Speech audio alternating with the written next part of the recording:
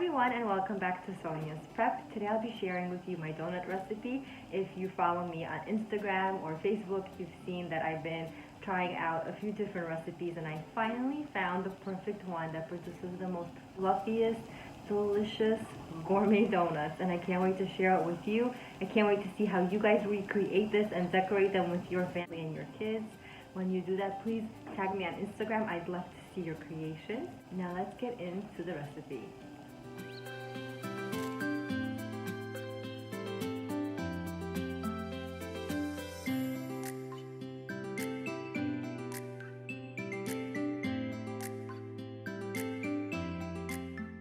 The exact recipe is going to be linked down below, so check that out for measurements.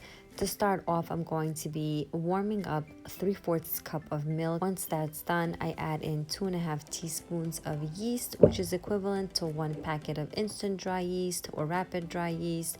Give that a good mix and set that aside to proof. While the yeast is proofing, I'm going to, into a KitchenAid, add in 4¼ cups of all-purpose flour, 1/4 cup plus a tablespoon of light brown sugar, 1 teaspoon of salt, and give everything a mix.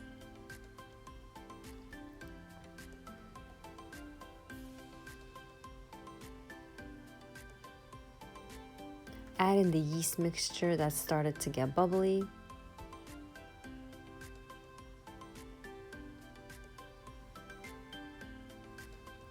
One teaspoon of vanilla extract goes in next, as well as 3 eggs, one at a time.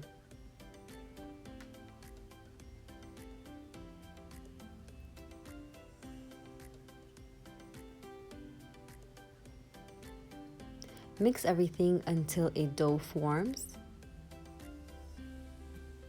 just like this. When you see this, then you're ready to add in the 7 tablespoons of softened butter.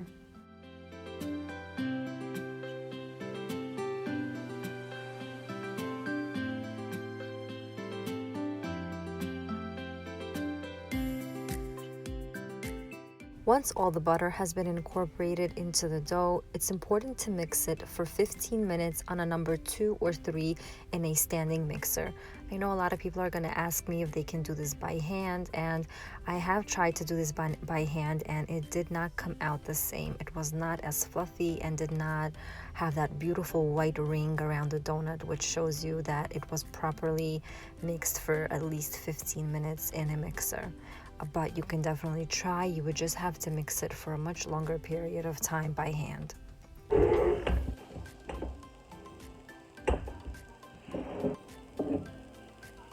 Once the 15 minutes are up, spray some cooking spray into a bowl and add in your dough. You will see that the dough is very elastic and soft, but not wet to the touch where your hands will be sticking to the dough. It's going to have a very good stretchy feel to it, so I just form it into a large ball and place it into the oil sprayed bowl.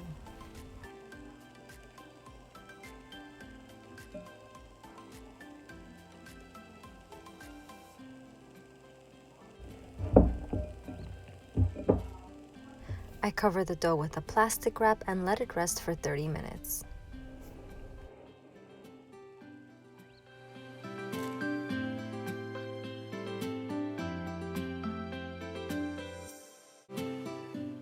This dough recipe yields 16 regular sized donuts, so I'm going to be taking the dough and cutting them equally into 16 portions. You can definitely be very professional and take a scale out and measure each piece of dough and make sure that they are all equal in size, but I was very comfortable just doing it by eye, and this is just the way that I used to cut them equally.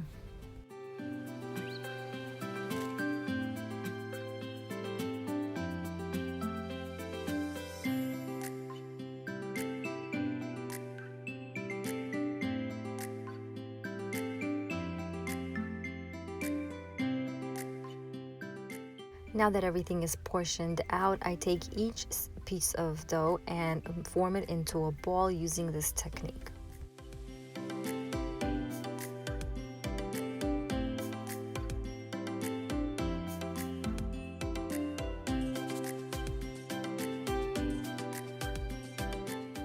I have prepped some parchment paper squares that I placed on a cookie sheet where I will be placing the dough to rise on. Be careful to cover the dough with plastic wrap so it doesn't dry out on you.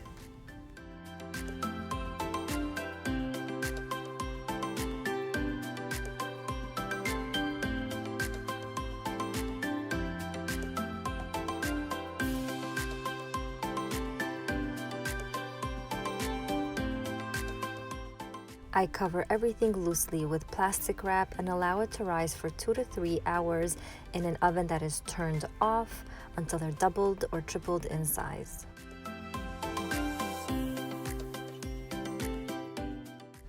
While I'm waiting for the dough to rise, I heat up the oil to 160 degrees Celsius, which is around 325 degrees Fahrenheit. If you're interested, I'll have this candy thermometer linked in the description box below. And here I just have my setup ready for when I'll be frying up the donuts.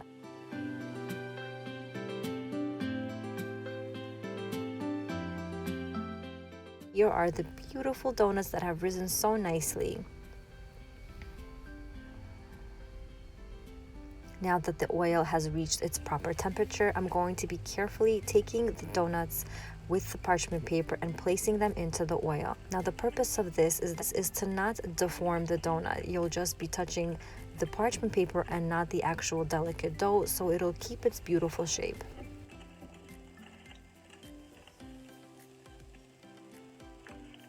I always keep an eye out on the thermometer just to make sure that the temperature does not get elevated past 160 degrees, because then the outside of the donut will be perfectly cooked, but the inside will remain raw.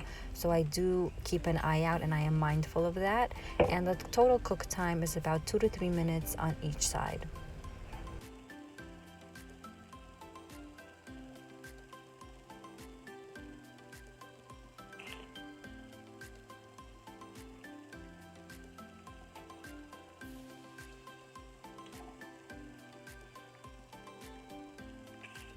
I use the stick part of a wooden spoon, or you can even use a skewer stick just to gently move around the donuts and flip them onto the other side.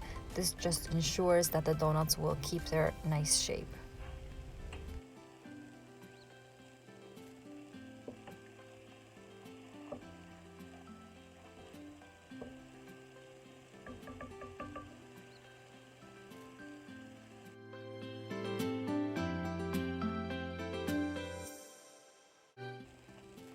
As you can see here, about every minute or so, I do flip the donuts over just to ensure that they get equally cooked through.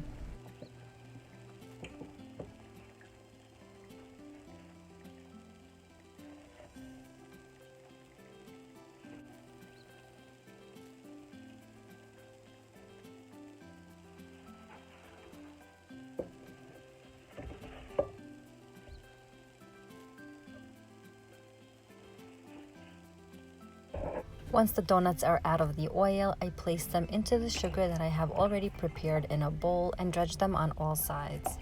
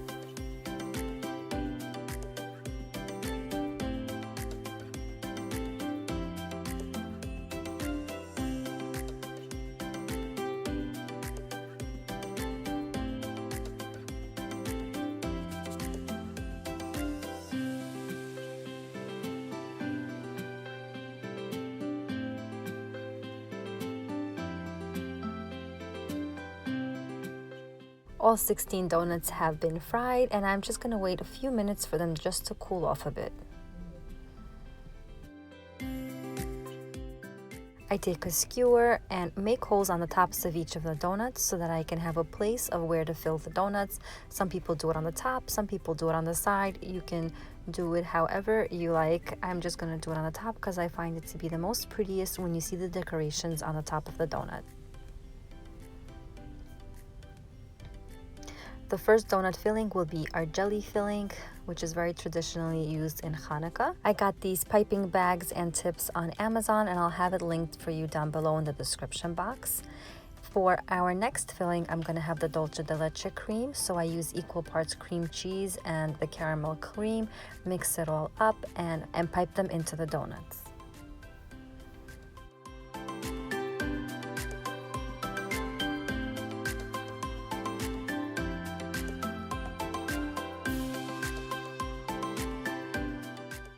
Next is the cheesecake filling. I use a combination of cream cheese, condensed milk, and confectioner's sugar. I use this hazelnut chocolate cream, put it into the piping bag, and pipe that into donuts as well.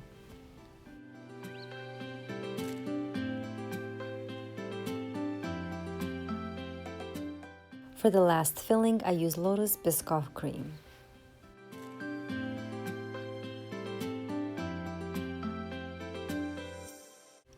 Now here comes the fun part. You could use your imagination and decorate these gorgeous donuts any which way you like.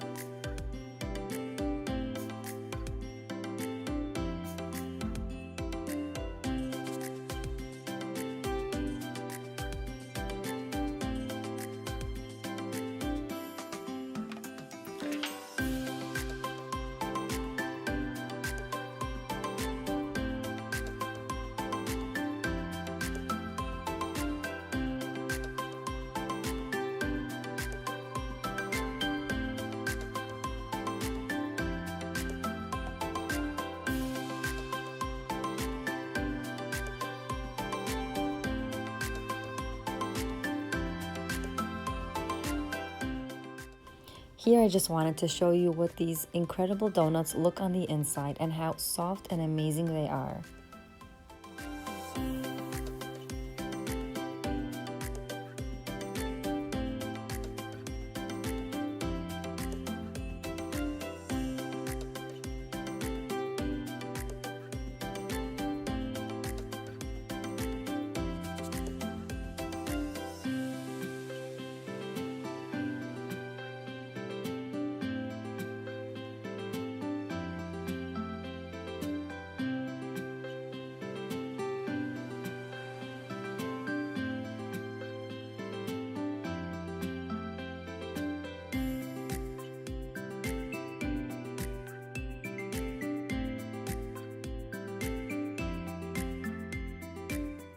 Thank you so much for watching this video. I hope you guys enjoyed it. If you did, give this video a big thumbs up. Leave me a comment down below. Until next time, bye.